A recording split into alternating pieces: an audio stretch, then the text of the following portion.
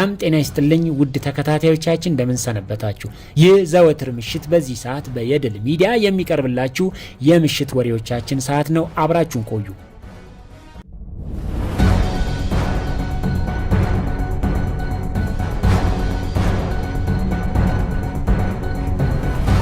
ከእስራኤል ጥቃት ቀደም ብለው ወደ ኢራን ሰርገው የገቡት የሞሳድ ሰላዮች ምን አደረጉ? ዛሬ የምንዳስሰው ይሆናል። ከሳምንት በፊት እስራኤል በሌሊት ጥቃት በመፈጸም የጀመረችው ግጭት በቀላሉ የሚቋጭ አይመስልም። ሁለተኛ ሳምንቱን የያዘው የሁለቱ ሀገራት አገር አቋራጭ መጠቃቃት ጋብ ሳይል ቀጥሏል። እስራኤል ከመጀመሪያ የኒውክሌር ማዕከላትን እና ወታደራዊ ተቋማትን ኢላማ በማድረግ ጥቃት እንደምትፈጽም ስትገልጽ፣ ኢራንም በረጅም ርቀት ሚሳኤሎችና ድሮኖች በእስራኤል ላይ ያጸፋ ጥቃት እያካሄደች ነው። እስራኤል ከመሬት በታች የሚገኙ የኢራን የኒውክሌር ተቋማትን ለማውደም የአሜሪካንን ድጋፍ ስትጠይቅ ቆይታ እሁድ ማለዳ ላይ አሜሪካ ኢራን ውስጥ ጥቃት በመፈጸም ከእስራኤል ጎን መቆሟን በይፋ አሳውቃለች። አሁን ቀጥሎ የሚከሰተው የመካከለኛው ምስራቅና ከባህረ ሰላጤው ባሻገር ከፍተኛ ተጽዕኖ የሚኖረው ቀውስ ምን ሊያስከትል ይችላል የሚለውን ለማወቅ ዓለም በስጋት ጉዳዩን እየተከታተለ ነው። ይህ እየተጠናከረ እና መልኩን እየቀየረ የመጣው የእስራኤል ኢራን ግጭት ሰኔ 6 2017 ዓመተ ምህረት ሲጀመር የእስራኤል የስለላ ተቋም ሞሳድ ሚናው ምን ነበር? ከጥቃቱ በፊትስ ኢራን ውስጥ ምን ሲያደርግ ነበር? ኢራን ውስጥ የሰነበተው ሞሳድ የኢራን ሕዝብ 90 ሚሊዮን ነው። የእስራኤል ሕዝብ 10 ሚሊዮን አይሞላም። በቆዳ ስፋትም እንዲሁ ናቸው። በወታደራዊ አቅም ምናልባት ተመጣጣኝ ሊባሉ ይችላሉ። ያልተመጣጠኑት በስለላ ነው። ሞሳድ ልቆ ተገኝቷል። ዱካ የለውም፣ ጥላ ነው። ከኢራን ሳይንቲስቶች ጋር አብሮ ይራመዳል፣ ግን አይጨበጥም። ከኢራን ጀኔራሎች ጋር አብሮ ይታደማል፣ ግን አይተኮስበትም። ለኢራኖች መንፈስ ሆኖባቸዋል። አንዳንድ የኢራን ከፍተኛ ባለስልጣናት የሌላቸው መረጃ ሞሳድ ሊኖረው ይችላል። ሞሳዶች የጦርነቱ መባቻ ላይ ወይም የግጭቱ ዋዜማ አይደለም የገቡት፣ ኢራን ነው የከረሙት። ሰርገው ገቡ የሚለው አገላለጽ ልክ የሚሆነው በከፊል ነው። ምክንያቱም ሞሳድ ዜግነት አለው እንዴ? የአገሬው ሰው መልምሎ ነው እንዴ የራሱ የሚያደርገው? ምናልባት የአንድ አገር ምክትል መከላከያ ሚኒስትር የሞሳድ መኮንን ሊሆን ይችላል። ምናልባት የኢራን ከፍተኛ የደህንነት ኃላፊ የሞሳድ ተከፋይ ሊሆን ይችላል። ሚስጥሩ የሚወጣው ከዓመታት በኋላ ነው። ተቀብሮ ሊቀርም ይችላል። የሞሳድ ሰላዮች ኢራን በስቅላት ቀጥታ የምትጨርሳቸው አይደለም፣ ረቂቅ ናቸው። በሮቦት ይታገዛሉ፣ ከእስራኤል ከለላ ያገኛሉ። በቴህራን ታላቅ ሳይንቲስት በጠራራ ፀሐይ መኪና መንገድ ላይ ተገድሎ ሊገኝ ይችላል። ገድሎ የሚሸሽ የሞሳድ ሰላይ ግን አይታይም። ድምፅም ጠረንም ዱካም የለም። ይህን ምን ይሉታል? የሐማሱ የፖለቲካ መሪ ኢስማኤል ሐኒያ ለእርሱ በተዘጋጀለት ዘውትር በሚያርፍበት ጥበቃው በተጠናከረበት እንግዳ ማረፊያው ውስጥ ሳለ ነበር ቴህራን ውስጥ የተገደለው። ማን ገደለው? ዛሬም እንቆቅልሽ ነው። እሱን ጨምሮ ጉምቱ የኢራን ሳይንቲስቶች ከዚህ ቀደም በተናጠል መንገድ በሞሳድ ተገድለዋል። ሞሳድ ቤቱ ቴልአቪቭ አይደለም፣ ቤቱ ቴህራን ነው። የሞሳድ መናኸሪያ ከቴልአቪቭ ይልቅ ቴህራን ነው። ኢራን የሞሳድን ዋና መስሪያ ቤት በቴልአቪቭ ከምትደበድብ ራሷን ብትደበድብ፣ ጉዳዩን ብታጸዳ፣ ጉያዋን ብታጸዳ ይሻል ነበር የተባለው ለዚያ ነው። ኢራን ለመሆኑ ሞሳዶች በዚህ ግጭት የመጀመሪያ ቀናት ምን አሳኩ? በአጭር ቀናት ውስጥ አስገራሚ ሥራ ሰርተዋል። ጥበባቸው ሲታይ ደራሲ ማሙድነህ አላጋነኑም ያስብላል።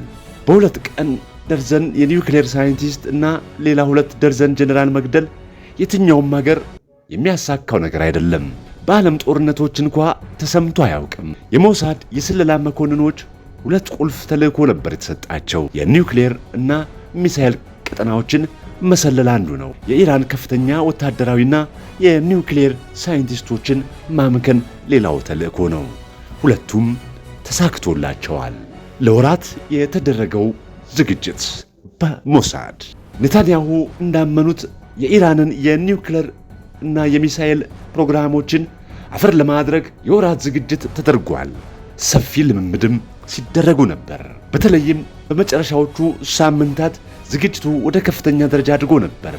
የሚጠበቀው ዶናልድ ትራምፕ ሲፈቅዱ ብቻ ነበር። ትራምፕ ኢራንን በ60 ቀናት ስምምነት ካልደረሰች ውርድ ከራሴ ሲሉ ቆይተዋል። 61ኛው ቀን ኔታንያሁ የልባቸው ሳይደርስ አልቀረም። የቋመጡለትን ነገር ለማሳካት ከፍተኛ ጉጉት ነበራቸው። ኢራን ምናልባት ስምምነት ላይ ከደረሰች ትራምፕን ማሳመን ፈተና ይሆንባቸው ነበር። ኢራን በዚህ ጊዜ 6ኛውን ዙር ድርድር ለማድረግ ዝግጅት ላይ ነበረች። የኢራን አመራር በፍጹም በኦማን የሚደረገው ድርድር ሳይለይለት ኔታንያሁ ደፍሩታል የተባለውን አንድ ነገር ሊጀምሩት ነው። ከፍተኛ መዘናጋት ነበር። ከአያቶላም ጀምሮ አማካሪዎቻቸውን ጨምሮ ትንሽ ድንጋጤ የገባቸው አሜሪካ ከባህሬንና ከኩዌት የዲፕሎማት ቤተሰቦቻችን ማስወጣት ሲጀምሩ እንደሆነ ያምናሉ። አሜሪካና እስራኤል በነጋታው ኢራን ላይ ስለሚደረገው መብረቃዊ ጥቃት ሁሉን ጨርሰው ነበር። የእስራኤል ፓይለቶች እና ሰላዮች በጥንቃቄ ያደረጉት ዝግጅትና ለወራት በዘለቀው ልምምድ ፍሬ አፈራ። ኢራን ምንም ምልክት ማየት ያልተቻለችው ለዚሁ ነው። በመጨረሻው ሰዓት ታዲያ የኢራን ከፍተኛ ጀነራሎች እስራኤል ጥቃት ልትሰነዝር ትችላለች የሚለው ነገር አሳስቧቸው ስብሰባ ጠሩ። የኢስላማዊ አብዮታዊ ዘብ የአየር ኃይል ጀነራሎች ናቸው። ሁልጊዜም እንደሚያደርጉት የእስራኤል ነገር አይታወቅምና ከመሬት ስር በተዘጋጀ የምድር ቤት መሰብሰቢያ አዳራሽ ገቡ። ሞሳድ ግን ይህን ያውቅ ነበር። ቁልፍ ስብሰባዎች እዚህ ምድር ቤት እንደሚደረጉ መረጃ ነበረው። ሁሉም ኮማንደሮች በአንድ ጊዜ ተገደሉ። የአየርና የድሮን ስምሪት ዋና አዛዥ ይገኙበታል። አንድ የኢራን ከፍተኛ መኮንን ለቢቢሲ ሲናገሩ ሁሉም በአንዴ መገደላቸው ኢራን ፈጥኖ ምላሽ ለመስጠት አልቻለችም። ትዕዛዝ ማን ይስጥ? የእዝ ሰንሰለቱ ከላይ ተቀነጠሰ ብለዋል።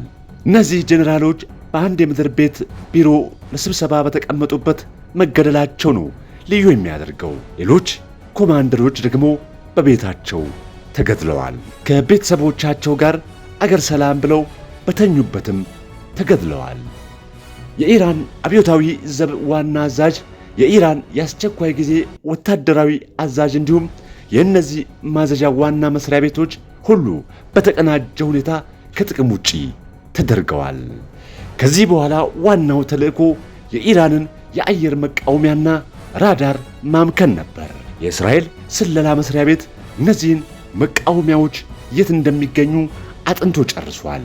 ይህ መረጃ ለእስራኤል አየር ኃይል ተላልፎ ተሰጠ። ገና ከመነሻው እንዳልነበር አደረጉት። በዚህ የተነሳ ነበር የእስራኤል መከላከያ በኢራን ሰማይ ላይ እንዳሻው መምሸንሸን የቻለው። የሞሳድ ቡድን በኢራን የእስራኤል አየር ኃይል ይህን ዘመቻ በሚፈጽምበት ቅጽበት የእስራኤል ሰላዮች በሌላ ተግባር ተጠምደው ቆዩ። ይህም የባላስቲክ ሚሳኤል ማስተኮሻዎችን በጥንቃቄ ከጥቅም ውጪ ማድረግ ነበር። ይህን ለማሳካት በመቶዎች የሚቆጠሩ የሞሳድ መኮንኖች፣ ግማሾቹ በኢራን ቀሪዎቹ በቴል አቪቭ ቢሮ የተቀናጀ ተሳትፎ አድርገዋል። በዚህ ተግባር ላይ በተለይ ለሞሳድ የሚሰሩ ኢራናውያንን ብቻ የያዘች አንዲት የስለላ ቡድን ተሳትፋለች። በማዕከላዊ ኢራን አንዲት የሞሳድ ኮማንዶ ጓድ ራሷን አሰናዳች። በዚህ ጓድ ስር የሚገኙ የሞሳድ ኮማንዶዎች ኢራን ውስጥ በራሳቸው የሚመሩ የጦር መሳሪያዎችን ከምድር ወደ አየር የሚወነጭፉ የኢራን ሚሳኤሎችን በተጠመዱባቸው ማስተኮሻዎች አቅራቢያ ተክለው ነበር። ሞሳድ ከዚህ ሌላ ወደ ኢራን አስርጎ አስገባቸውና የርቀት መቆጣጠሪያ የተበጀላቸው ድሮኖችን ጠምዶ ሲጠባበቅ ነበር። ድሮኖቹ የገቡት ከዚህ ጦርነት በጣም ቀደም ብሎ ነው። ጊዜውን ተከትሎ በትክክል ለመናገር ከጉዳዩ ስሱነት የተነሳ የእስራኤል የመረጃ ምንጮች ፈቃደኛ አይደሉም።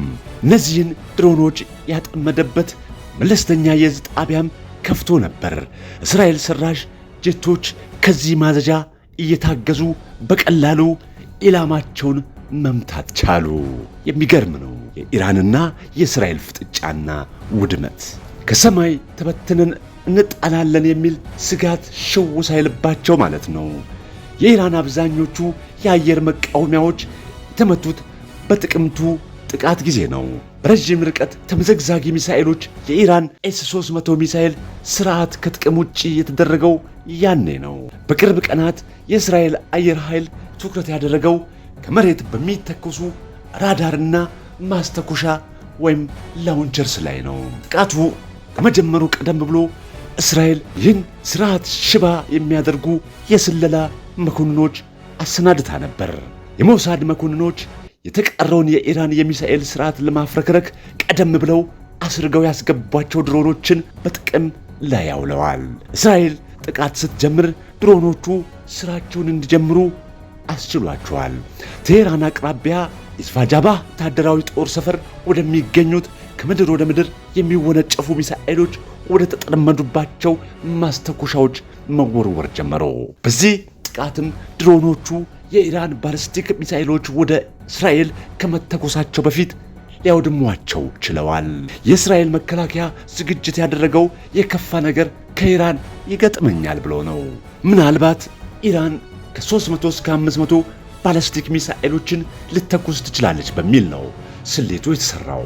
ይህን አድርጋ ቢሆን ኢራን እስራኤል ላይ ተሰምቶ የማይታወቅ ጉዳት ታደርስ ነበር። የሆነው ግን በተቃራኒው ነው።